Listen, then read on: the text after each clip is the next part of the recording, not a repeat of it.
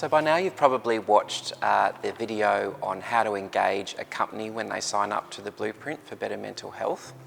And what we noticed over time in signing up those companies is that more often than not, whilst we have a great robust conversation, they score themselves pretty well when it comes to how their policies and processes and culture is operating on site. So we wanted to make sure that we were actually hearing from workers in that process, not just representatives from a company. So in doing that, we had to look at what existing tools existed that were validated, that had a broad research component attached to them that we could use. And we found the People at Work survey. However, the People at Work survey was very much geared towards a white-collar workforce. So we worked with Griffith University to refine that tool so that we could make it more construction focused and also slightly shorter in its delivery. So we're now going to hear from Dr. Rebecca Loudon about how they developed this tool. We'll then hear from Laura from the National Research Team around the reporting attached to that survey. And then myself and Justin will give you a quick example of how to actually roll that survey out as part of a GAT or as a pre-start or at a barbecue on site. Hi, my name is Associate Professor Rebecca Loudon. I'm from Griffith University and the Centre for Work Organisation and Wellbeing. For the last year, I've been working with mates in construction to develop a measure of worker-supervisor relationships in the workplace. The reason that we started this journey was to develop a measure that was appropriate and relevant for the construction industry to measure the impact of worker-supervisor interactions on a daily basis. The way that we set up the project was to make sure that we had as many people from construction involved in the development of the language and the items that we used to develop this measure or to construct this measure.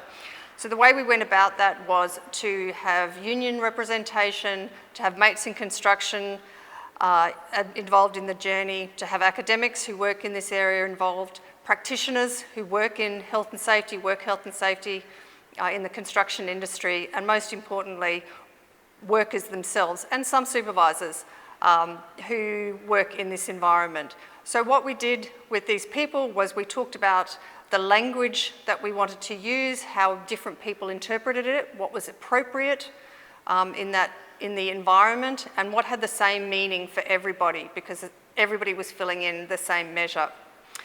So we had focus groups. In addition to individual meetings with people and interviews, we had focus groups. We sent out proposed items for email feedback as well. We developed a survey. We sent it out to a range of locations in both metropolitan, rural and regional areas, to a range of different construction sites, for example, multi-storey residential, wind farms, and a range of other civil projects, so that we had representation from people working in all different areas of the industry. And we also had input from workers on a whole range of roles and trades and different levels, be that apprentices, foremen, tradespeople, people who work in various roles on the sites. And with those surveys, we inputted them into our system at the university. We did a range of statistical analyses on them to make sure that we had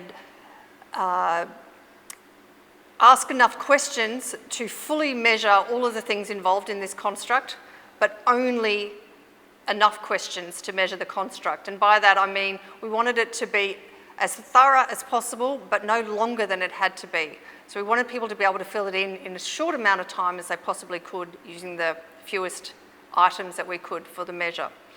So having done those analyses, we're now ready to go. And the important thing now is, how can you use it? What's it useful for? Essentially, it's going to be just a number in the first instance, and there is no golden number to meet. So its purpose is as a comparison measure. So you can use it to compare over time.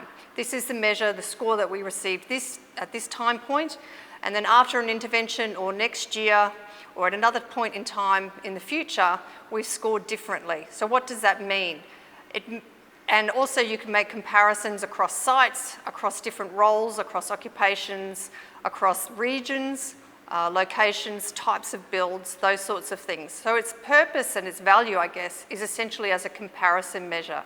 And also over time, as more and more people complete the survey, there will be norms developed. So we know what we can normally expect to find in this role or this occupation or this sort of build or project. So that's essentially how we see the measure being used. Or it can also be used to measure the value of an intervention. So if once it's identified that a certain area is in need of attention, and if an intervention is then implemented, you can measure the worker-supervisor relationships both before and after that intervention. And again, over time to see whether the intervention has any longevity. The last thing that I think I should mention is that we didn't come to develop this measure 1 year ago. We started 1 year ago, but we are building on the shoulders of a lot of work that came prior to this. So that's from a project called the People at Work survey, which has a 10, 15-year history of support from the Queensland Government, a range of other governments around Australia, the Australian Research Council, and many universities across Australia. So they developed the People at Work survey, and we took that survey and built on it to make it relevant for worker-supervisor relationships only, not all the aspects of people at work, and to make it relevant for the construction industry, and only the construction industry.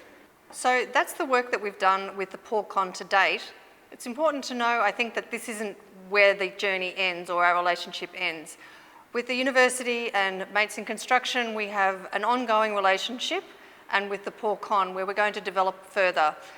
What we're doing at the moment is taking, the PORCON is 36 items, we're taking those 36 items and reducing them to make a checklist, which will be a 12, 14 item checklist that can be used very quickly to identify areas that are in need of further attention and the full survey.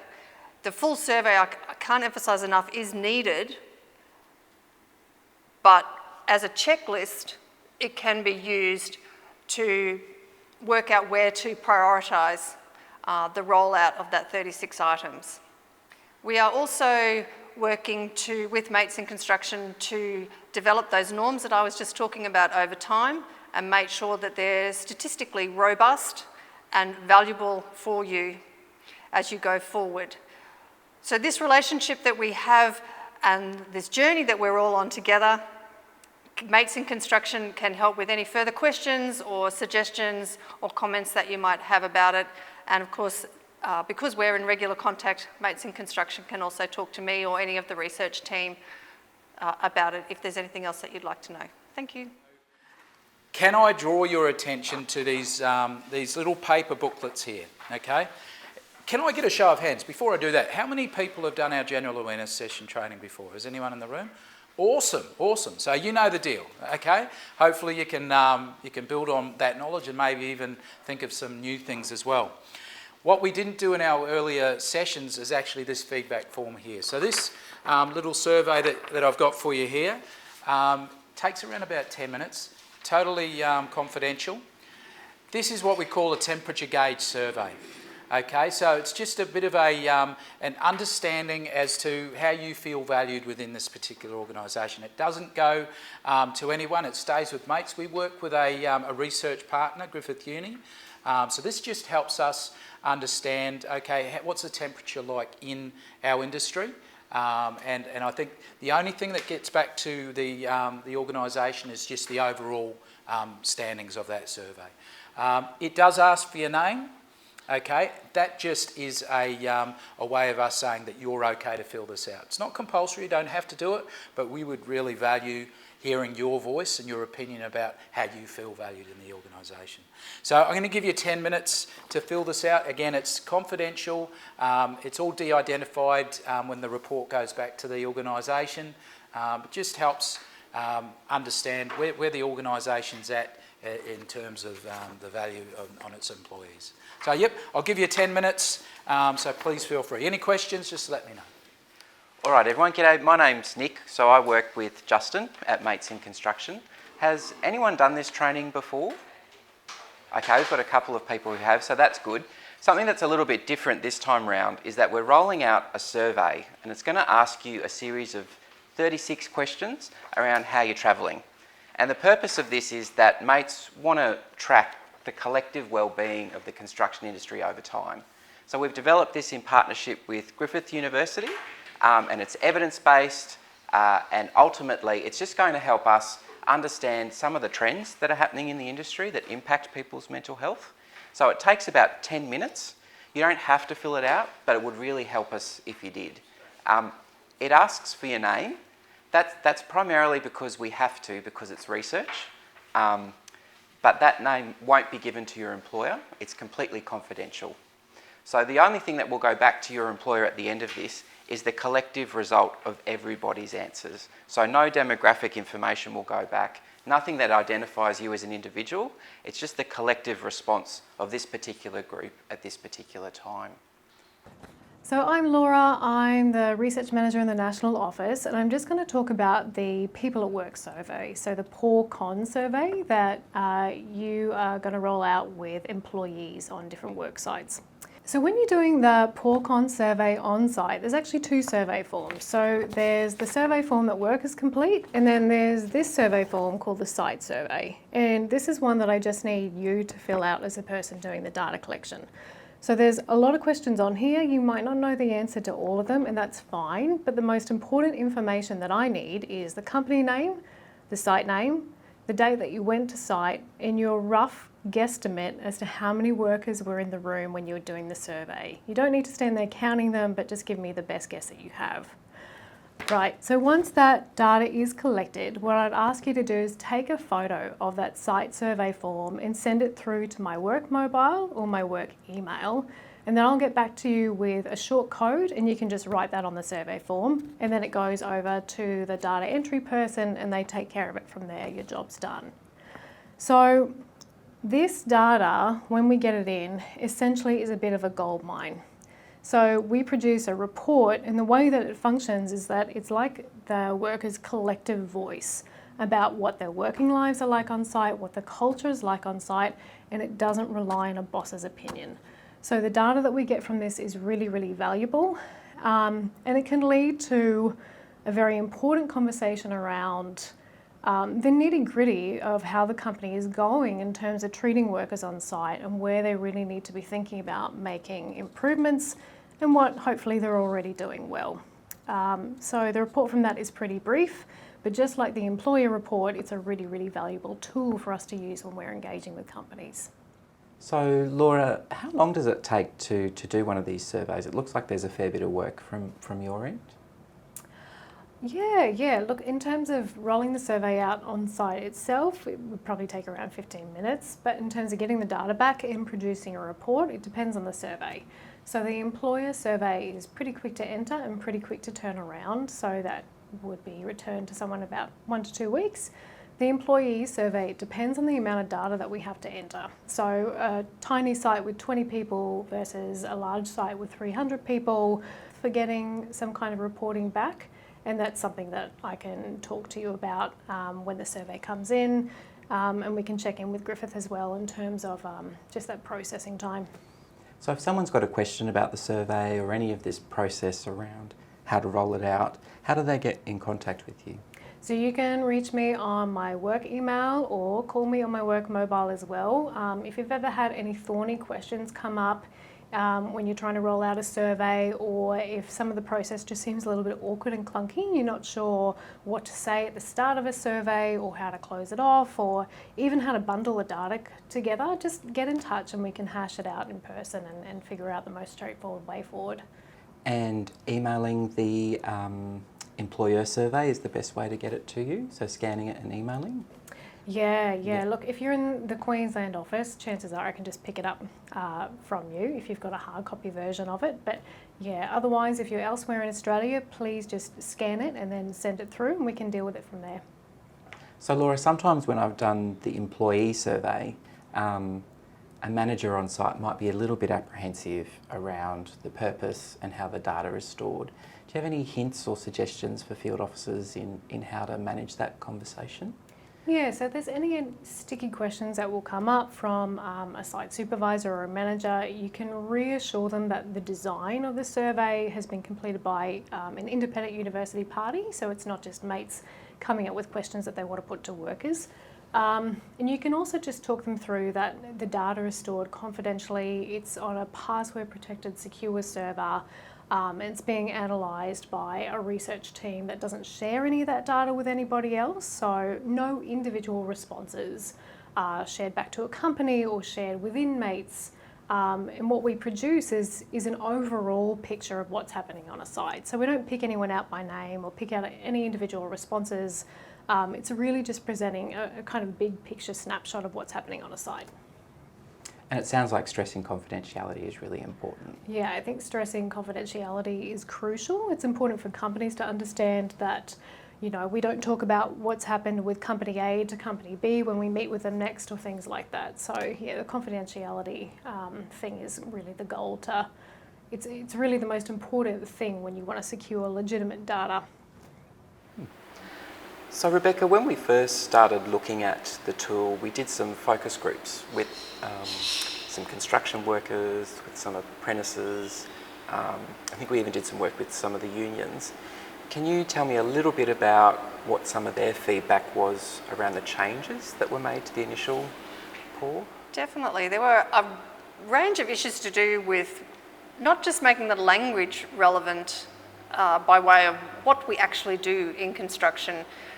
We don't really work with processes, we work with tasks. So there's one example. We're changing the wording around those sorts of things. And also, we don't have one supervisor in construction. There are many supervisors in construction. So to ask a question and simply say, my supervisor, we knew that we would get different answers back from different people depending on who they were talking about. So we had to really make it clear which supervisor we were talking about, I should say.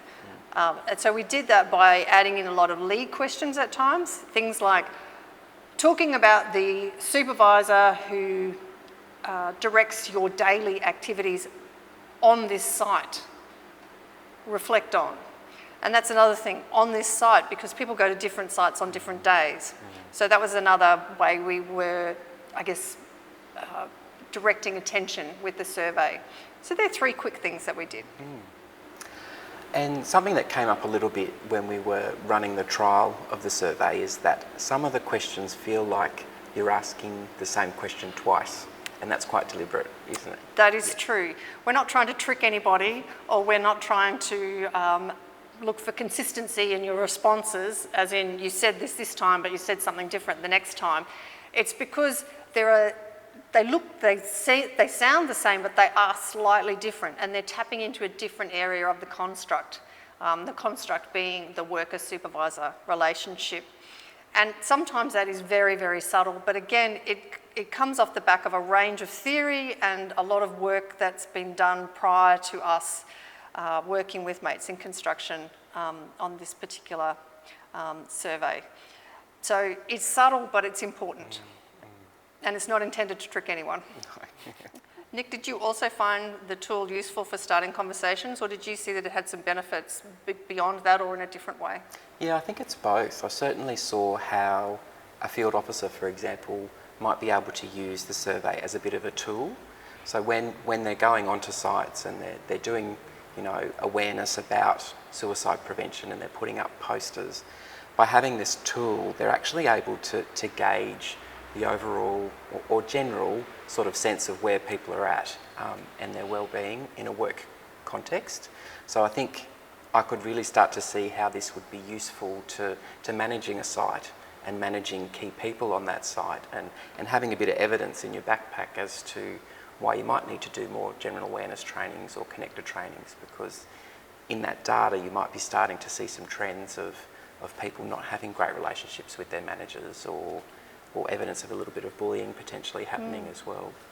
Rebecca, Griffith and Mates obviously have a bit of a partnership going forward, so we've gotten to a point where we have this tool, but there's quite a bit of other work that we're doing together over time. Did you want to talk a little bit about that?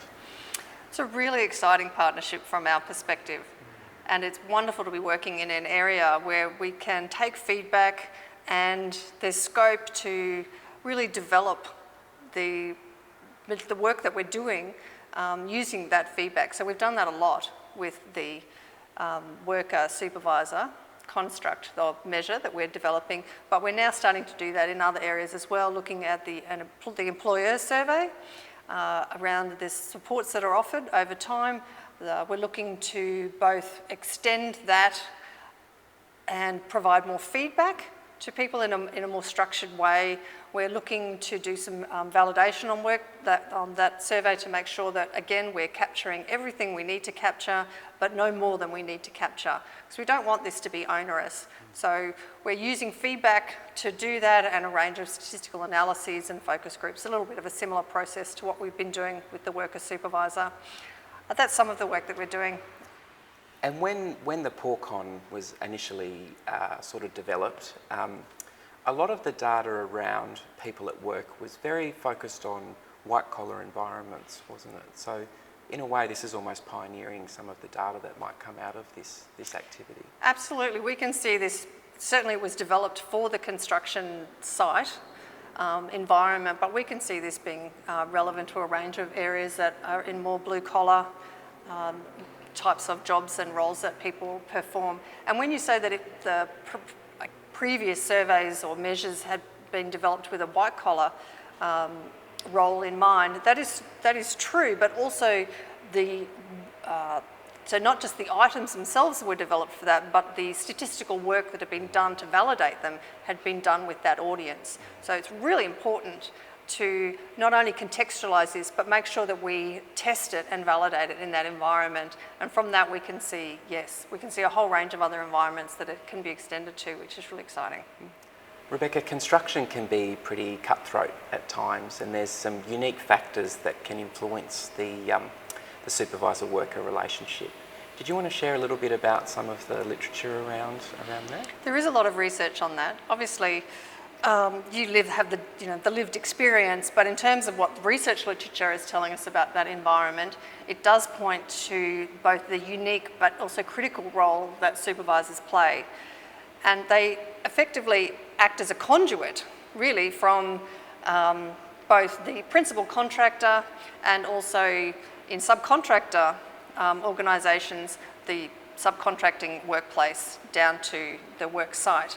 So they're taking all of that information and passing it on to the worker, or where the worker has a direct relationship with their subcontracting employer, they act as a way to put that information onto the site and the role and the job that they're doing that day. So it's very critical, and adding another layer on top of that, we've got a site where there's a whole range of people doing a whole range of roles, and they might change tomorrow or next week or over time. And then the final layer, the work site itself changes as the build progresses. So it's layer upon layer, and the common element, I guess, going forward through all those layers is the supervisor. So that is why their role is incredibly important in this environment.